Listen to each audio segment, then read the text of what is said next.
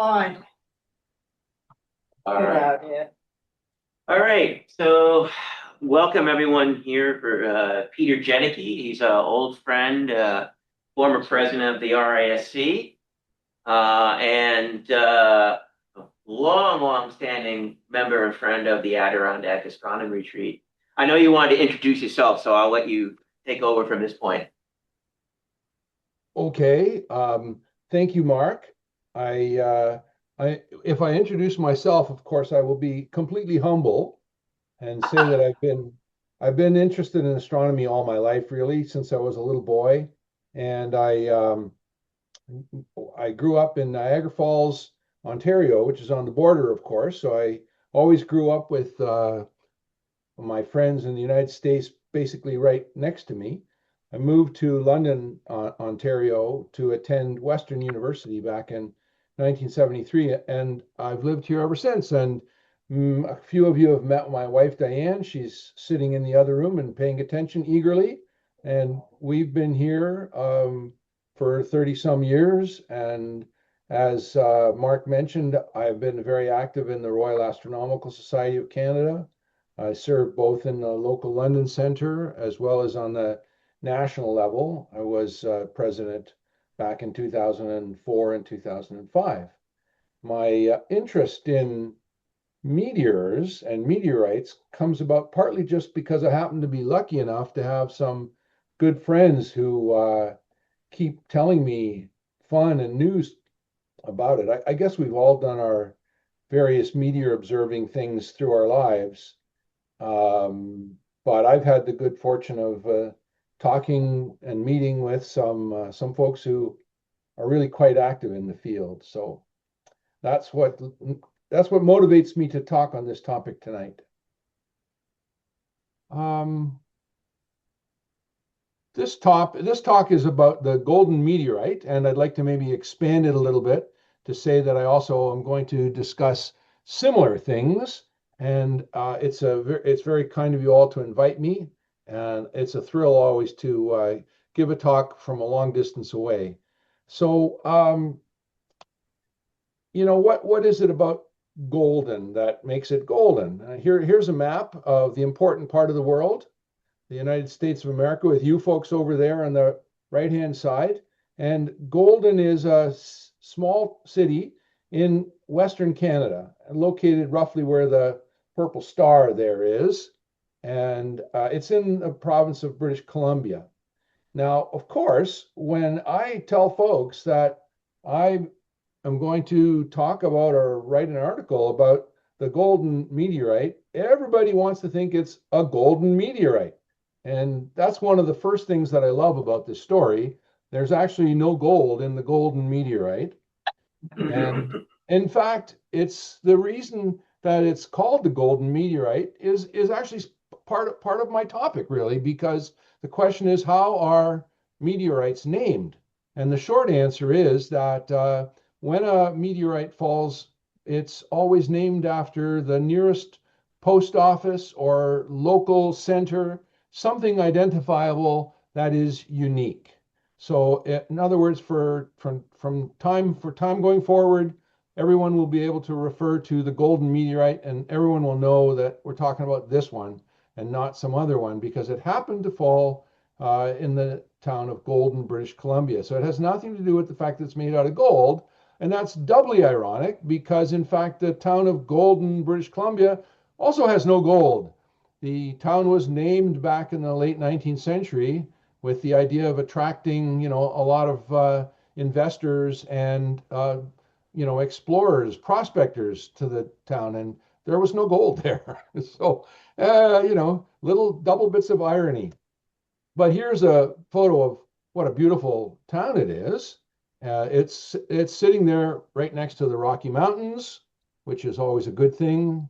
And there's two rivers nearby. The Columbia River, of course, very famous, and the other river that joins the Columbia at Golden is called the Kicking Horse River. And I think it's the Kicking, one of those rivers has a wooden bridge across it, which is the longest wooden covered pedestrian bridge in Canada. So that's their former claim to fame, that they had this this pedestrian bridge there. I've actually been to Golden. I didn't realize at the time, of course, that the day would come when it would be famous in meteorite circles. Diane and I drove through there on our way out west once back in, I think it was 2003, and we stopped at the local tourist information.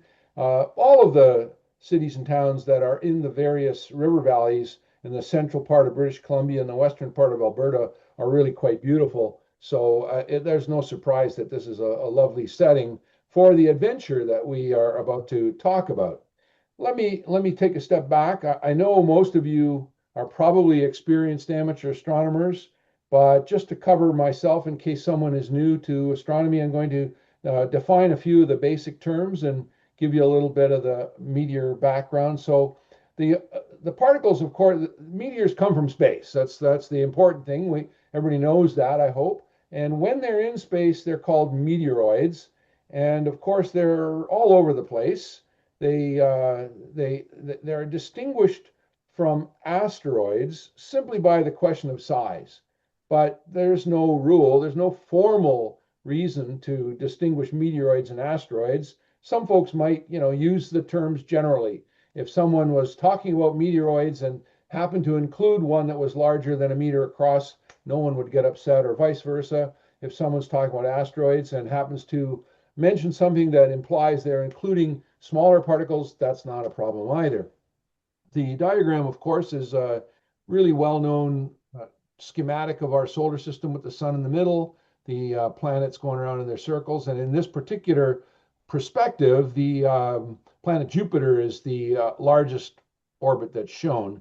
And all of those dots, of course, represent different asteroids.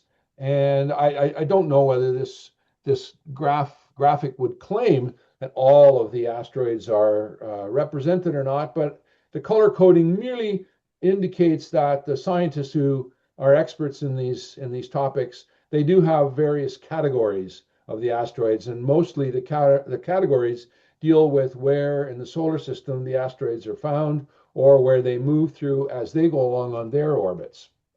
Of course, about asteroids, when we think about the larger objects, the thing that's really been explained in our lifetimes is quite a bit about their nature. Up until I was a little boy, folks really had no real evidence to say what shape asteroids were or whatever. But the first time we saw photographs of them, that were close enough to actually discern what we were looking at, it was obvious that they're not round objects like planets. They're very odd shaped. The example I chose here is Itokawa, and I chose it A because it's got an obviously odd shape. It's not irrelevant that the thing looks like it has a waist in the middle. A surprising number of asteroids have this kind of contact binary feel to them. Maybe more to the point today is that you see the surface is completely strewn with boulders and rocks that are significantly big, that they show up in this scale photo where we see the size indicated as 535 meters. But of course, we all expect that when you look at closer photos, of which there are hundreds of examples now, thanks to the space program and all the spacecraft that have been visiting there, we know that this characteristic that it looks rubble strewn, that goes right down to pretty much the smallest scale.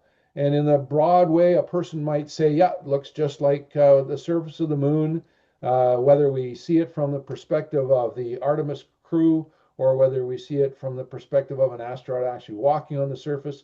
A lot of folks would just be happy with saying, oh yes, it's like an asteroid surface, no problem. But of course, part of the deal here when we're talking about meteors and meteoroids is that over the billions of years, the asteroids have often collided with one another. When the collision results in two of them sticking together, you get this waist kind of a formation that we're looking at here. And like I said, has many other examples. But if they collide and don't stick together, they often break into smaller pieces. So gradually over time, you would expect that the population of smaller pieces is going to get larger and larger, and the fraction of all the asteroid stuff that's available is going to get ground down over time into smaller pieces. And that's true, but since all this is going under the rules of gravity and things are moving in their orbits and so on, it's a complicated world out there.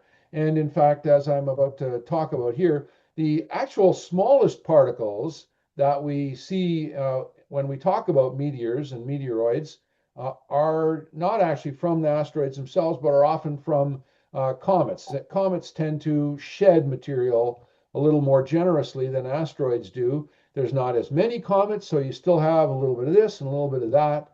And often what happens is that a comet will trail behind it for a significantly long distance, wrapped around in the orbit as it goes around the sun, and over a significant amount of time, as in hundreds or even thousands of years for a human lifetime, it has these particles that are often a kind of a vaguely structured sort of a ribbon stretching behind the comet. And if the Earth passes through that ribbon, then we get an intensity, a more intense opportunity to view these little meteors and meteoroids that we're focusing on here this evening. The word meteor itself is a little more general than we astronomers might like. It comes from the Greek text meteorology that was written by Aristotle, in which he basically described not just what we think of as meteors flashing through the sky, but also all of weather phenomenon and sky phenomenon more generally. Hence, of course, the word meteorology in English refers to weather, not just to meteors. So there you go. But anyway, we have this distinction between the word meteor, which applies to the particles when they're out in space, and the word meteor, which applies in astronomy to the things that we see as they flash across the sky. And it does, some folks are not aware that it does include other sources of information rather than just light. So if it's possible to hear a sound associated with a meteor, the sound is also part of the meteor, the experience, part of the meteor experience. And even if there were some other effect, if there was something electromagnetic or something that was associated with a meteor, it would all be considered part of that meteor. And of course, meteors by themselves are extremely familiar. I mean, amateur astronomers, for us, sometimes it's even an annoyance. We're so used to seeing them. But I don't know about you, my experience is that when I speak to members of the public who are not otherwise interested in astronomy, every single person I've ever spoken to has said that they've at least seen a meteor or multiple meteors over the course of their lifetime. So this is a familiar experience and illustrated here by the photograph, which I really think is a very beautiful photograph of the Perseids in 2015. Well, okay. Now the incoming meteoroids are coming in fast enough that the speed makes a big difference for them as they encounter the Earth. If the Earth had no atmosphere, the way the moon does, for instance, we would expect them just to impact on the surface and that would be that. But the atmosphere protects us if we need protection from this. And the atmosphere, of course, has its own structure.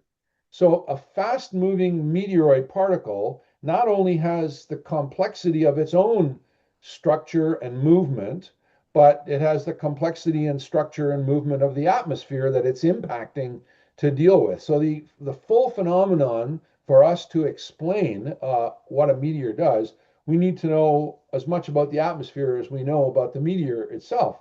And so what ends up happening is the meteoroid comes in very quickly. At first, of course, the air at the outer reaches of the atmosphere is very thin, doesn't make much difference. But by the time a meteor gets to a point about 100 kilometers up, not enough air there for you and I to breathe, but the meteor is moving so fast that it starts to feel significant air resistance. And friction makes it break really hard. A lot of energy is shed, a lot of the kinetic energy of motion is shed to this friction, and that causes the outer layer of the meteoroid particle, as it's now becoming a meteor, to get really hot and burn basically to a crisp. And this is why it's a standard explanation that meteors are characterized by having an outer black crust. It's often called a fusion crust, not a word I happen to like because, of course, it has absolutely nothing to do with nuclear fusion. So I don't want to mislead folks who might not, when I'm giving a talk to the public, I always try and avoid things that might be ambiguous. So anyway, a lot of folks don't realize that the air resistance causes the meteor to basically slow down so that it's almost stopped long before it hits the Earth. And the meteor is still somewhere like maybe 10,000 meters up. And, that's as high as commercial airliners fly. And from there, it's not really moving at the speed it had in outer space, but rather it's just falling through the air, more or less at terminal velocity without the benefit of parachutes that a spacecraft would have. So it's basically falling, and any fast movement it has when it hits the ground is usually more due to the fact that gravity's been pulling on it since about 10 kilometers up, and not so much due to its original, 10,000 meters per second speed coming in. And what this also means is that mostly meteoroids, when they fall in that last little bit, they're usually moving more or less straight downward. It's not like the Hollywood movies always show them coming in on an angle and flaming and, all that smoke and everything behind it and then hitting a building on the side of the building. That's not the way it happens at least for reasonably sized meteor particles. And of course, they also lose most of their heat in the process of going through the atmosphere, so that unlike the Hollywood misconception, the meteor is not flaming when it hits the ground. They may still feel a little warm, but even that is, think about it, the inside of that meteoroid has been in space where it's darn cold for a very, very long time. And even those few seconds or 20 seconds or whatever it takes to come through the atmosphere, that's not really enough to heat a large meteoroid particle up all the way to the center. Small ones, of course, burn up completely. We're used to that, and they generally don't impact the ground at all. Well, what I want to really kind of tell is that there are some hilariously amusing, incredible coincidence stories about in the history of meteorites and meteors. So, as I've been using the word already, amateur astronomers almost always know this. When the meteor hits the ground, the meteoroid is now called a meteorite. And that's a key distinction. Folks who are just newbies to astronomy always have to make an effort to learn the three terms and not use them incorrectly, because it really makes them look bad if they're trying to join the club of being interested in astronomy. So this is an event that happened in 1998. It happened at the Doon Valley Golf Course in Ontario here, which is about an hour's drive east of London. And this gentleman, Orville DeLong, was just walking along doing his golfing thing, and he heard something whizzing and kind of felt the presence of a kerplop kind of right nearby him. And sure enough, a little hole in the ground, and there was this meteorite. And that's the kind of crazy coincidence that you think of in the story of meteorites. Of course, meteorites are happening all over the world all the time. Tons and tons of material are hitting the ground. Most of it either hits in the ocean or it hits someplace inaccessible, someplace far away from civilization. We generally hear essentially nothing about more than 99% of all meteor events. But when a meteor becomes a meteorite right next to a person on a golf course, hey, that's a story you're going to hear about. And I rather like that. When you have a bigger meteorite, of course, the bigger meteorite causes something much bigger than just a little hole in the ground going in. It causes an actual crater. And folks spend their lives just studying meteorite craters. Never mind what happens to the really smallest ones. They're interested in big meteorite craters and studying them for various different ways. This is a crater in Monterrey, Chile, which is in the Atacama Desert. And I mean, it's a beautiful photo. I didn't take this photo, but the truth is I've actually been there. When I went to visit Chile, San Pedro de Atacama, with some friends in 2010, we arranged a little bit of a tour to go down and see this meteorite crater. We had two vehicles, and it's quite an interesting trip, because after about 200 kilometers on a highway, you then have to go about 40 kilometers basically down a dirt road. And the honest truth is, I was getting a little nervous. We We're so far away from civilization. I hope I didn't transmit my anxiety to my friends who were in the vehicles with me, but something went wrong because we hit a sharp rock and we blew a tire. And we spent the rest of the afternoon fixing the tire and ended up not seeing the crater, except that it turned out two of our group members did walk a little farther from where the cars were held back, and they got to the edge of the meteor crater and didn't tell us that we were only a couple hundred steps from it. And so we all just got back in the car and we thought, oh, well, this has been a rather, challenging little day today that we've had here. We're all right. And nobody's gotten hurt. There's nothing permanent happening. The car's fixed. We're on our way back home and we missed the meteorite crater. Still, it's a beautiful one. Now, the other thing about meteorite craters, of course, is that the Earth is a big target and, must have been hit, gosh knows how many millions of times over the years. But a lot of that happened a long time ago, and the meteorite craters have been lost to erosion, and we just don't see them anymore. And there's many examples of halfway cases. Kim and Kevin would welcome you to visit near Kingston, Ontario, where there's a buried crater that occurred something like, I don't know, 200 million years ago or something, and the Earth has kind of swallowed it up. But now, of course, we're into the exciting events that have happened basically in our lifetimes. The idea of making a video of an actual meteor going through the air was pretty rare back in the 1950s and 1960s when I was a youngster. This event in 1992, which ended up dropping a meteorite in Peekskill, New York, this was filmed by a whole bunch of folks. And again, the crazy coincidences amuse me endlessly. This meteorite came in on a Friday evening in the fall. Now, you folks who live in the US, you know better than we Canadians do. What is every parent in the United States doing in Friday evening in the fall? They're attending football games. And so there are quite a number of videos that were made by parents at football games where they are videoing the football game and then they just swing up and catch the Peekskill meteor. I'll show it one more time just because it's a really fun video. But in 1992, when this happened, this was a bit of an unusual event to have so many different angles, so many different video records of the one event, and plus to have it drop a meteorite on the ground that was recognized right away. It makes it quite a case that in 1992 was still very, very special. Peekskill's a small town outside of New York City. You folks are probably pretty close to there, so maybe some of you know it or have been through there. This is the victim of that meteorite. Peekskill was what the meteor folks call a hammer.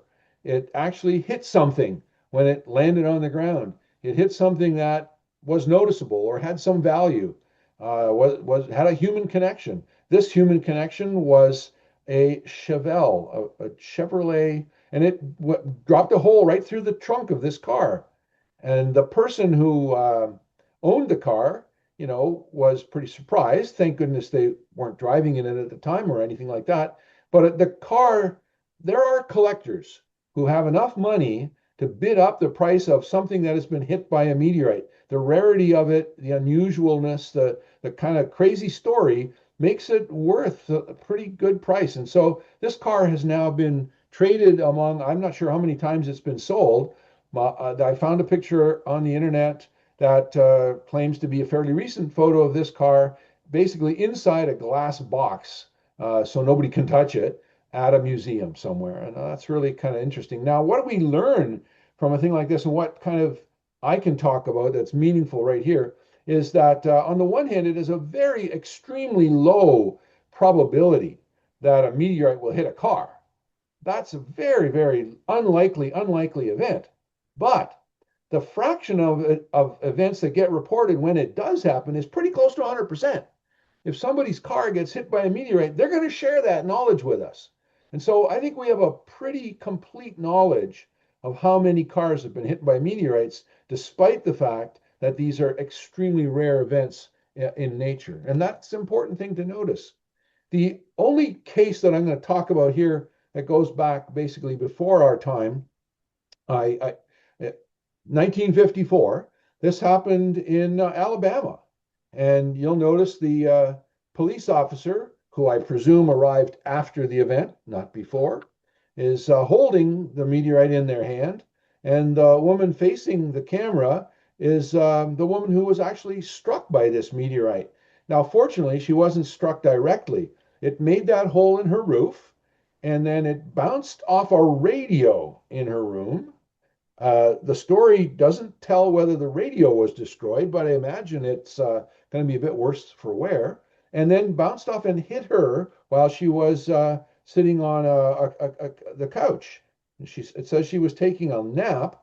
I don't know whether she was awakened by it or what happened, but she certainly was bruised by the meteorite's impact on her body, even though she was covered by blankets on that. Now, this case, when I was a little boy, and even when I was an undergraduate in the 1970s, this was anybody having a conversation in astronomy would mention that this was the only known case of a person being hit by a meteorite and the only significant case where any damage had ever been done by a meteorite. The Peekskill event was later. There had been no real record of houses being hit by meteorites. And again, you would think that if a house was hit by a meteorite, as rare of an event as that is, you'd think that the folks who are victims of that would talk about it. So we probably know most of the cases where houses have been hit by meteorites. And have a good look at the hole in the roof there, because it's kind of a characteristic thing. I don't know whether police officers are sufficiently trained in detail to diagnose that kind of hole in a roof, but that's a dead giveaway that something from space has fallen through somebody's room. Okay, so there's lots of other ways that these things can happen. In 2008 in Western Canada, we had an interesting case where a large number of smaller meteorites got dropped over a fairly significantly wide area. The first one was found by a student named Ellen Milley, and here she is. They basically, folks who are interested in meteorites, whether they have an academic interest or whether they've been co-opted as grad students by their supervisors, or whether they are not academics or in the scientific research field, but are interested in collecting them either for their own sake or because they think they make good investments somehow, these meteorites. These folks immediately head for a location when there's news of a fresh fall of meteorites. And so the team from the University of Calgary, which included Ellen, was out there within a day or two after the fall, and it was a good time of year. The ground had been frozen fairly solid already, but it hadn't snowed recently. So there wasn't an awful lot of snow to cover things up on the ground. And it had been cold enough that the little ponds were all covered with ice. And that's what happened. Ellen and another meteorite person were driving along the road, looking on either side. And Ellen saw that there was this dark, rocky shaped object on this pond. And so they stopped the car and out they went, and there it was. The meteorite is obviously going downward, coming from above, coming from outer space, but it's not traveling fast enough and it's not big enough to actually break the ice. It just basically slammed on the ice and just crumbled a little bit there. And that is also, again, characteristic. These things they're going fast enough that at least some of them are going to end up going through the roof of a house, but some of them will end up landing on an icy surface. If they land on the ground in the summertime, they'll almost always make a very short hole. And one of the tricks that folks who are hunting them use is to carry a small stick that has a magnet taped to the end of it, and a meteorite is often magnetic. So if you see a little hole, you put the little stick in it. If you hear a clicking sound, something sticking down there, then that might be where a meteorite fell. And like I say, this is a really big deal. The folks who really get active in this, they are available on a moment's notice to travel potentially all around the world, depending on how interesting or what the prospects are. It's really neat.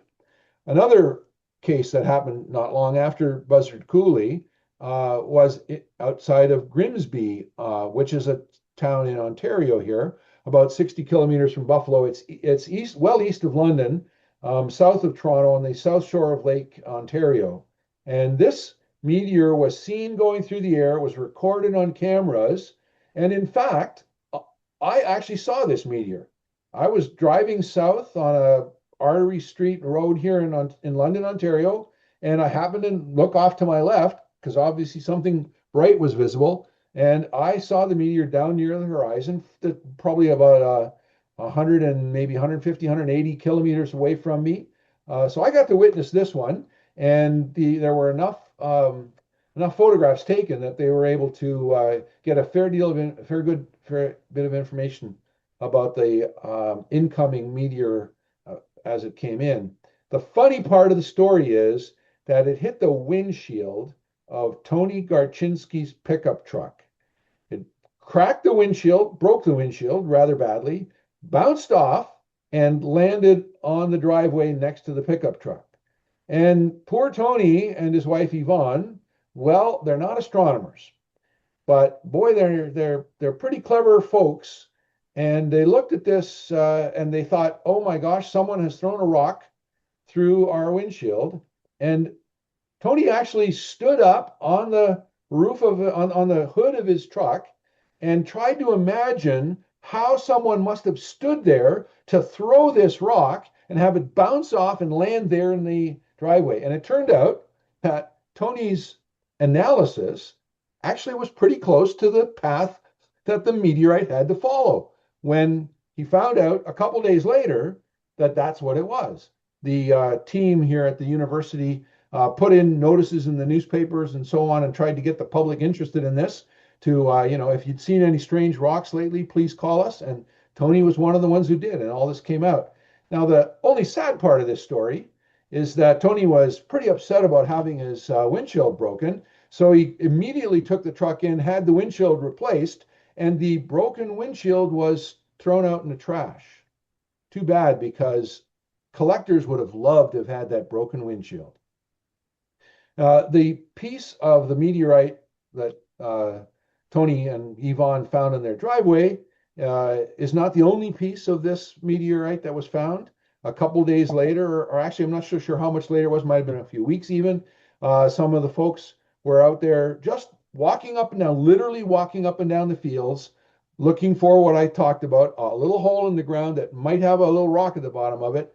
And in this case, this one was close enough to the surface. It hadn't penetrated down in to the surface that the person walking nearby from a distance of about 3 or 4 meters just spotted it. And even though it's only the size of a quarter, now that's a good eye. That person who found that, I know who that is. He was one of my professors when I was studying, and yeah, he was a really sharp guy. Wouldn't miss much. Here's another case that just drives me crazy. This happened in 2012, and after there'd been the Peak Skill event, a few others, the event at Buzzard Coulee, these things, I was starting to think, I've been really lucky. I'm never going to get to see another one of these great meteorite events ever again in my life. And then one day the news comes that a parachutist in Norway felt something whizzing by and wondered what it was, and then looked at the video taken by their GoPro on their helmet. And this is a still taken from the video, the GoPro on their helmet. And the red arrow, of course, was not actually there. That's been added later to point out that's actually a meteorite falling through the air. And as far as I know, that's the first and only time anybody's actually photographed a meteorite falling through the air that wasn't an actual meteor, flaming through the sky the way we're used to seeing them. Just a fascinatingly crazy event. One of the scientific points that's always pursued here is that scientists would love to know more about what happens or what did happen before to these meteoroids out in space before they became meteorites. And again, when I was a youngster, there were only really 2 or 3 examples. And this list shows all of the orbits that were known for incoming meteorites up to Grimsby in 2009. I deliberately didn't want to make it look too cluttered, so I found one. This is from a website that the researchers published. And you can see that the earliest one is 1959, and then one in 1970. And then the first Canadian story was the Innisfree meteorite in 1977. That was spotted on a network of cameras out in the western prairies. And at the time, that created a sensation among us astronomers, and especially RASC members, of course, because we were friends with all the folks who had been involved in that research and so on. But as you see, the number's gone up a fair bit since then. Besides, but after Innisfree, Peekskill's there on the list, a couple of others, and then Grimsby is there. And after Grimsby, quite a few more have been added since. This is, of course, due to the fact that the instrumentation and so on is much better nowadays. There's camera networks all over that are taking photos that are intended to be taken for science, and then on top of that, the serendipitous pictures or videos that are taken by anybody at all can now be analyzed with a tremendous degree of usefulness by software applied to digital pictures and digital video. So it's been really quite a wonderful thing.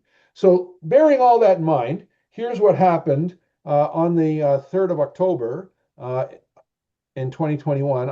I purposely delayed. I'm going to click this here. This animation shows the orbits of the 4 inner planets, and the gray orbit is the orbit of the Golden Meteorite. And so you can watch how the thing moves. We're swinging it around just to give you some perspective. A few of the other planets come in. Now we're about to start animating it. And as I hope you can see the date up in the top corner, there's the animation. You see Golden going straight down, kaboom, there it is hitting the Earth. And of course, it's possible to make these animations only because we have such excellent information on the orbits of the meteorites these days before they came into the Earth. And in fact, okay, let's go to another one. This is an animation of the same thing, only this is from the view of the meteorite.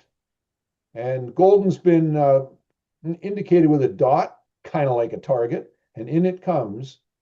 And that's what the meteorite was seeing as it came in. Both of these animations were done by my friend Dave Clark here in London. And he's developed a software package for doing this kind of thing in his studies. This beautiful photo is one of the things that came out of the Golden Meteorite. This photo was taken not in Golden, but over in southern Alberta by Hao Chin. He's an amateur astronomer who had set himself up in this gorgeous location next to this beautiful calm lake. And he was taking an exposure of the sky. And you can see the stars are shown. It was a slightly cloudy night. And there came the meteor, almost as if you were cueing it in, like in a Hollywood production. Hollywood gets an awful lot of things wrong, but when a photo in reality reminds you of something that Hollywood's done, I always have mixed feelings about that because Hollywood usually misleads people. But this gorgeous photo, I just love this photo. And of course, the photographer recognized within a day or two that he had this and shared it with the meteorite folks. Well, all right, there's a ski resort between Golden and the lake where Hao Chin took the previous photo, and the ski resort has a security camera. Now, the security camera is a video, and if you go on the internet, you can find the video version of this, but I actually wanted to just show the 5 frames from the video, one after another, because it really gives you a sense of how suddenly bright a meteor can become when it's coming in at those speeds. So watch this. I'm going to click here a few times, and the next pictures are going to bring it in. Watch. And all that just happens within a few seconds. You can see the timestamp up there. I'll actually go back here and do it again for you. Watch how, and if you want to watch the timestamp to show how quickly this happens, the meteor gets bright really fast, and it gets really bright. And then basically it cools off very quickly, and that's the end of that. And the next thing you know, it plowed through a metal roof. This is the roof of the house in Golden, British Columbia, where the meteorite crashed through. So I showed the picture already of the event in Alabama in 1954. When this happened just a few years ago in 2021, I thought, oh my gosh, imagine how incredibly lucky we are. What an insane coincidence this is that two houses just in the span of, 50 or 60 years got hit with meteorites. My goodness, what a crazy thing that is. So the story's even weirder. The person living in this house, her name is Ruth Hamilton, and she went to bed at a normal, decent time, like Canadians do.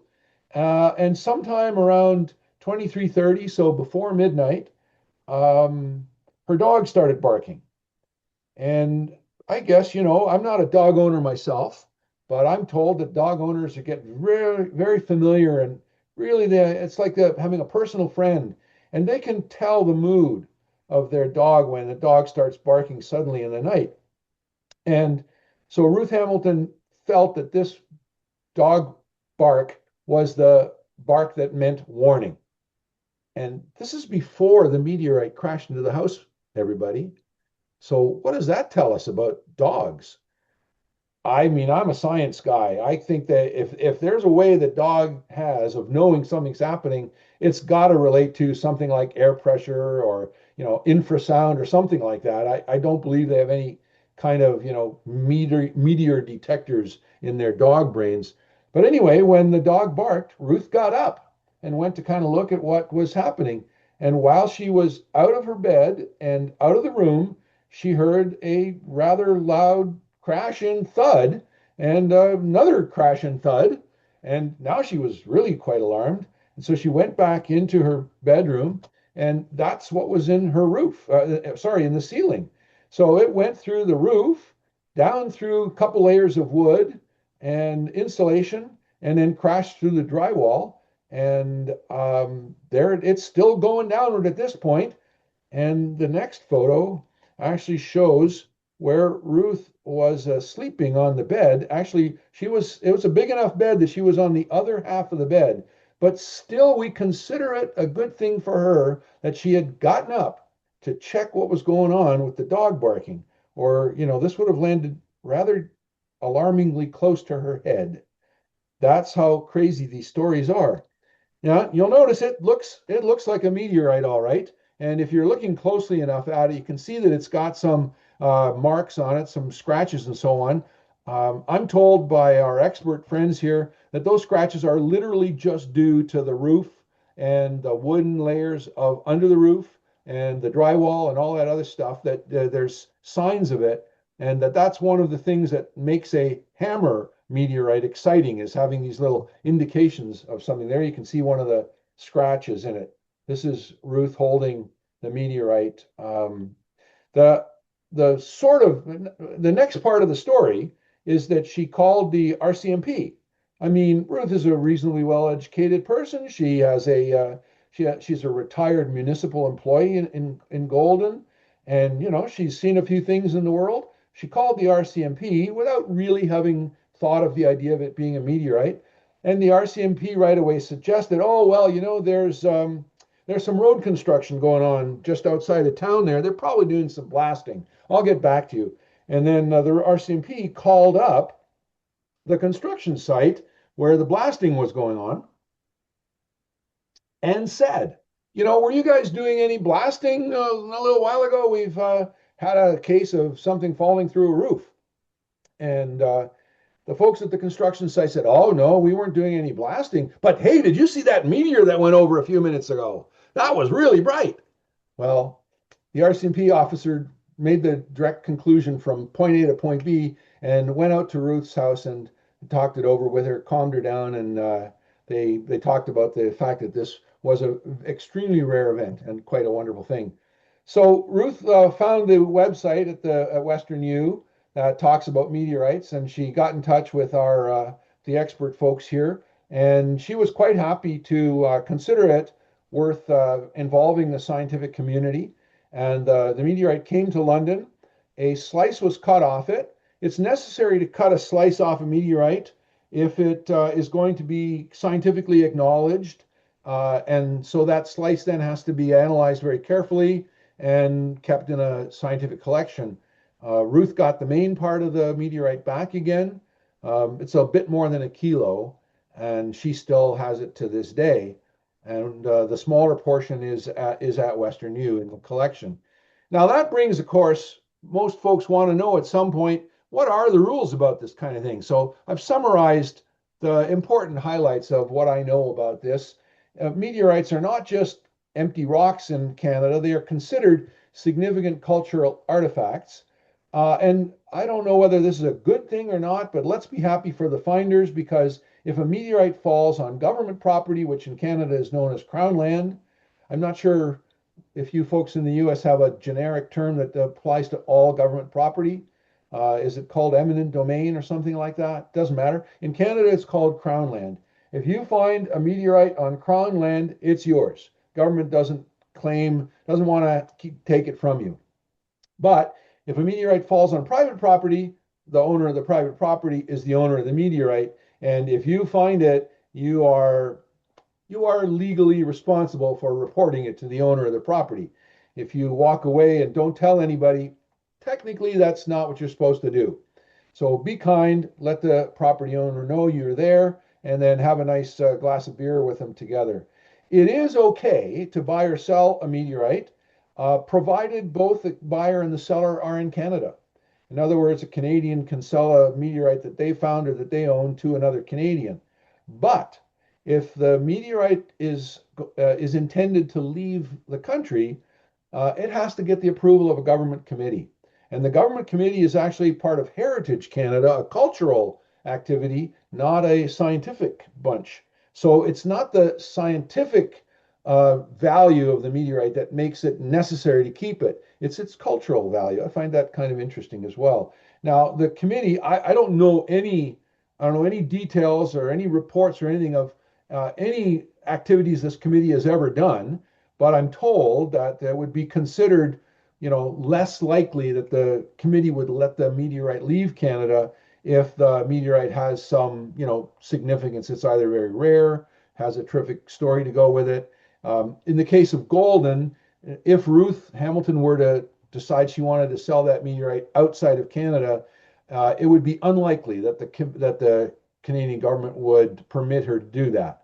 Again, whether there's some scandals that may have been told, I'm not aware of any. I would tell if I knew a scandalous story about someone sneaking a meteorite, I would tell it because I just love stories like that. Anyway, now, when I first conceived giving a talk about the golden meteorite, what I actually did was I wrote an article which was published in the Queen's Quarterly, which is an arts and literature magazine that's published in Kingston, Ontario, where Kim and Kevin live.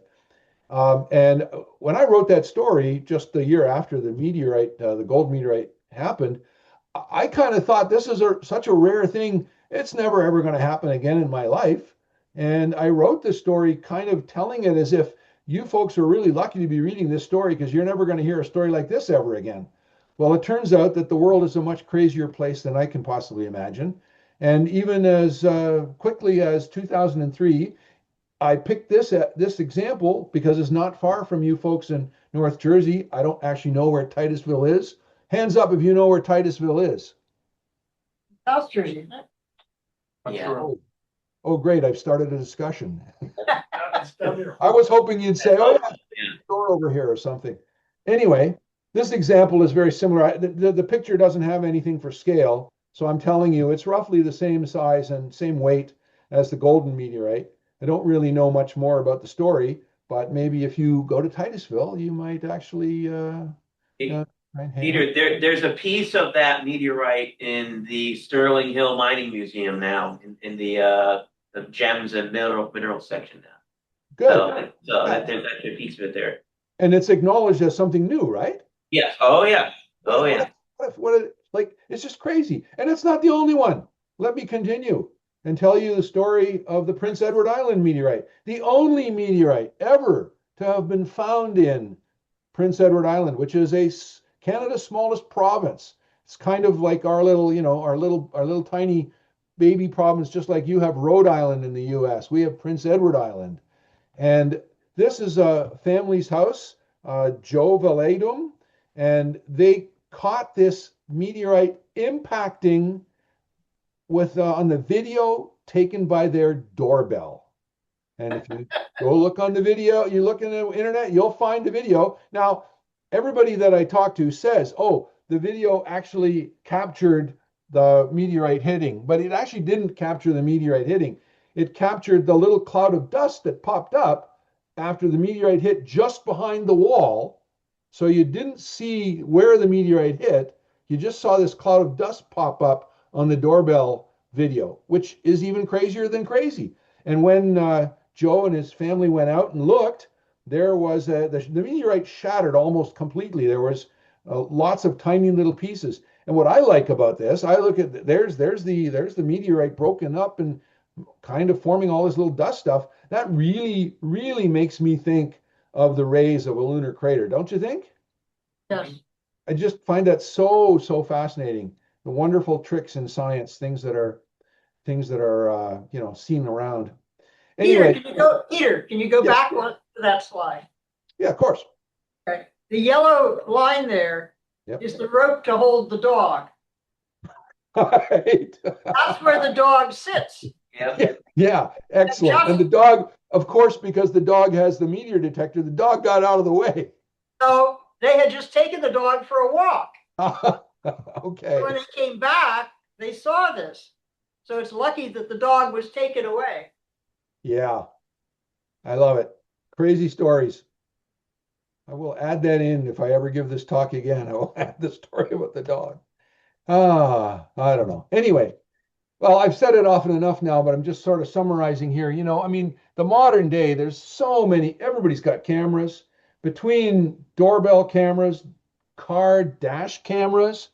If you're interested in looking up the influence of car dash cameras on the meteorite scientific community, look up the Chelyabinsk event, which was in 2013, I think.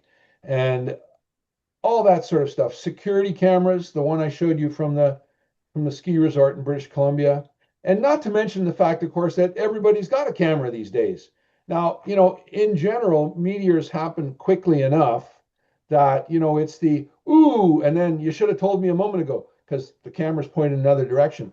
But a really big meteor, one of these, flaming events, which, as you probably know, we often call them fireballs or bolides. They're often slow enough that if someone has their camera in their pocket, they might actually be able to, whip the camera out and actually, take a picture of it. So there's lots and lots of video and photographic evidence of meteors these days, and a meteorite is more likely to be a bright event like that. Plus, on top of that, the media cares a lot more about events that has video to share. If a meteorite had fallen on someone's, porch or back in the 1960s, and they called up the local TV station, like as not, the TV station is going to go, yeah, and then hang up on them. But nowadays, with a video to share, the media takes a great interest in this. Now, another thing that often happens, and of course we're getting more and more of this as well, is spacecraft. A lot more orbital debris is returning to Earth through the atmosphere, and it burns up. It doesn't move as fast as most meteors, and that's one way to kind of tell the difference. But it happens quite often. And even nowadays, there's a recent event where the video of it shows pretty clearly, if you know what you're looking for, that it's a rocket launch. So not a re-entering rocket part burning up, but a rocket launch, the actual, the rocket plume behind, and that's been mistaken for meteors.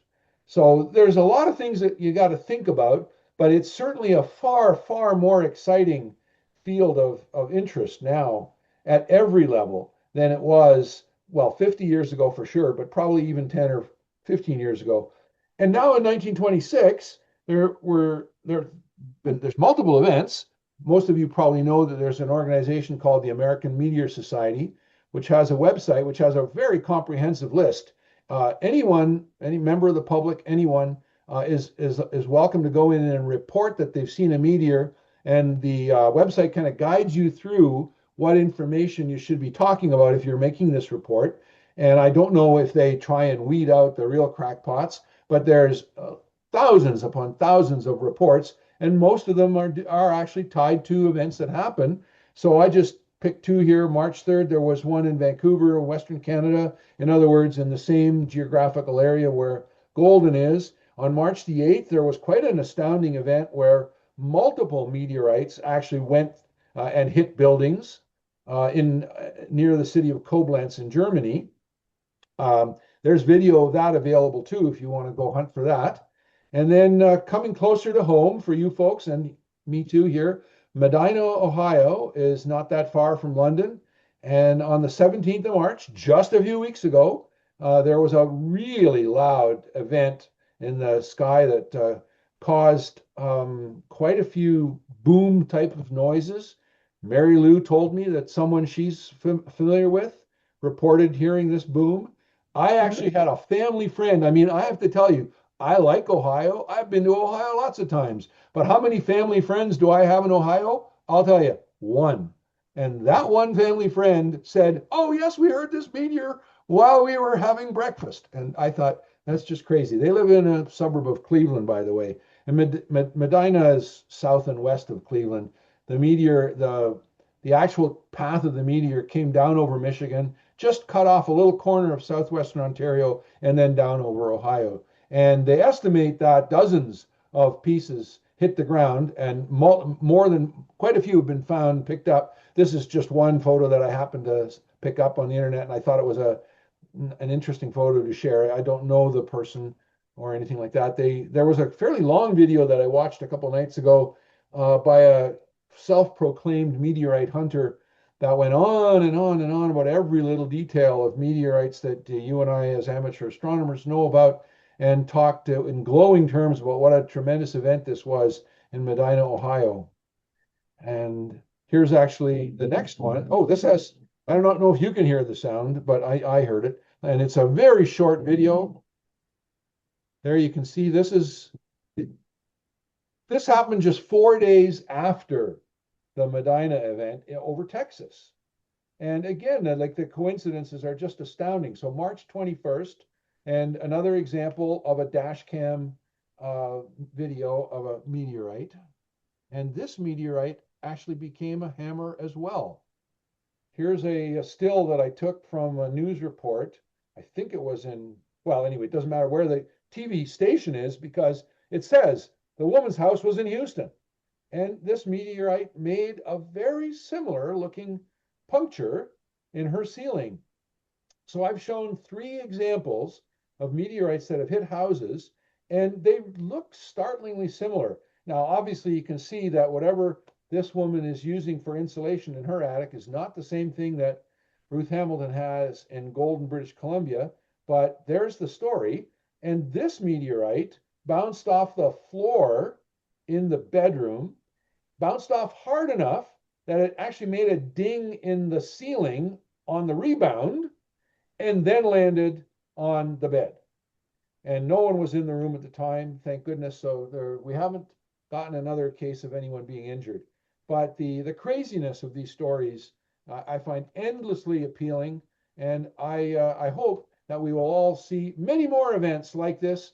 And may your backyard lawnmower shed get hit by a meteorite so you can all enjoy it, and may you and your dog not be in the shed at the time. Thank you very much, everyone.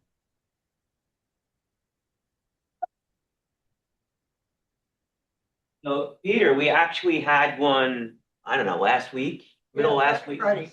Yeah, go over southern New Jersey, American Meteor Association. I don't know how many people saw it. There were a lot of reports. And it broke up in like a whole bunch of different pieces. It was kind of going northeast, southwest. Sort of. Do you know if it dropped any meteorites? I'm not sure. It's found Right. kind of right close to the water, maybe. It might have went to Delaware Bay or Didn't something. it happen last year? Yeah. Oh, they happen all the Because time. I heard in Bloomfield, and it was right around the time when the Starlink satellites were coming back down to Earth. No, maybe it was debris. That's what I was thinking. Yeah, no, this was not that. This was a actual meteorite. But I don't remember seeing anyone getting any samples from that though. That's interesting. But yeah, and of course, obviously in the world of meteorites, something that doesn't leave any stones on the ground is less interesting than one that does, right? So right. But the categories are fabulous, and I actually thought about actually making a list. These are the various things that can happen with meteors, and I just thought it's too reductionist. It takes the fun out of it. So Right. if anyone wants to go ahead and analyze the meteorite, the numbers are quite useful. I mean, actual meteorites that are on the ground and have been picked up in Canada only total something like 100. Um, And of course, there's the different categories. So I'm the kind of guy I always get mixed up when someone tells me a number in a certain category. 3 weeks later, I hear a similar number from a different category, and I right away get the two numbers mixed up. So right. I would have had to gone through and make a careful list of this, and I just that would have spoiled the fun for me. Gotcha.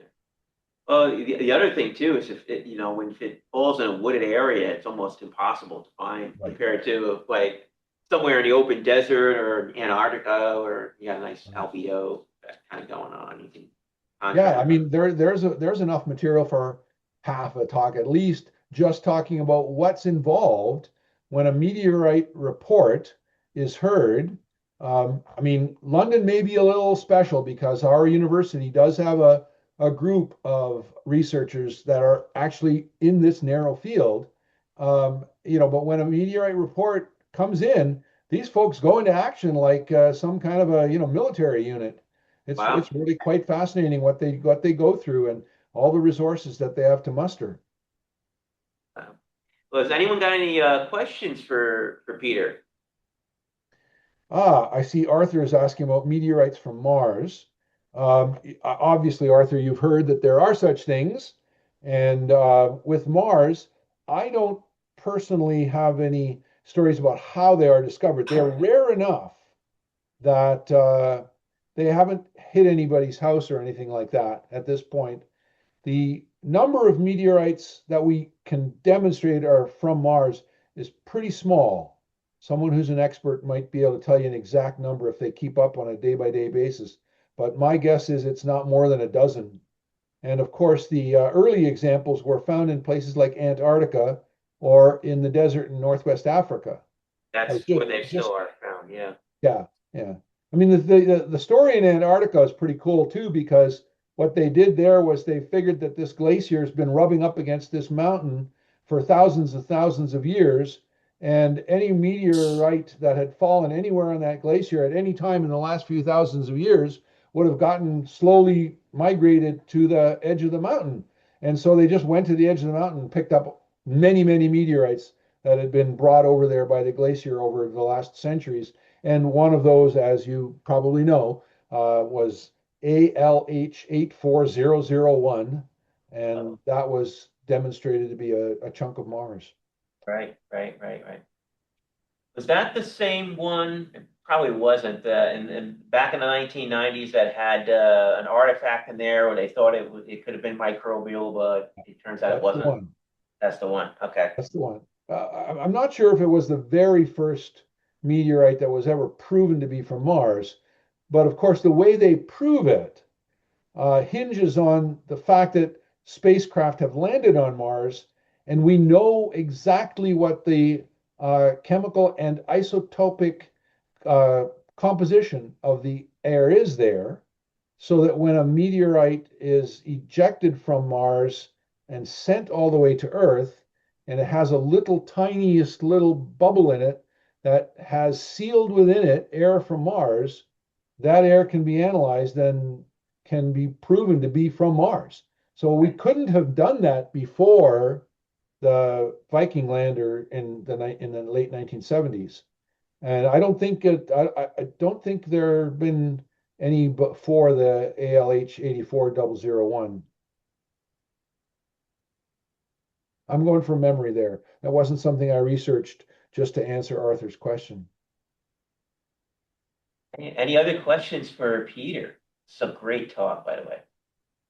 Thank you. It's a pleasure to talk about something that I mean, if this were the first time I were hearing these stories, I would die laughing. It's only because I've told these stories so many times that I can even say them with a straight face. Right. No, and there are, there's meteorite hunters that travel all over the world. Like you said, they're regimented. As soon as one of these falls occur, you know, they're out there. They're on a plane. You know, they bring all their equipment with them to find it. And you still see them. Matter of fact, I don't know if I saw anyone in Neath. There used to be a booth at the Northeast Astronomy Forum that used to sell meteorites. I did not see that this year, though. No, Usually, there was somebody there selling. there was. Okay, Yeah, I there was must have somebody, missed it. yeah, that's a. Yeah, I was only very minimally in the sellers area this time. My wallet. He was in the back by cellophane. Oh, really? Yeah. Cool. So, yeah, you find them there quite often, huh? So that's great. Okay, so if there are not any more questions, I guess we'll break for a few minutes and then we'll have our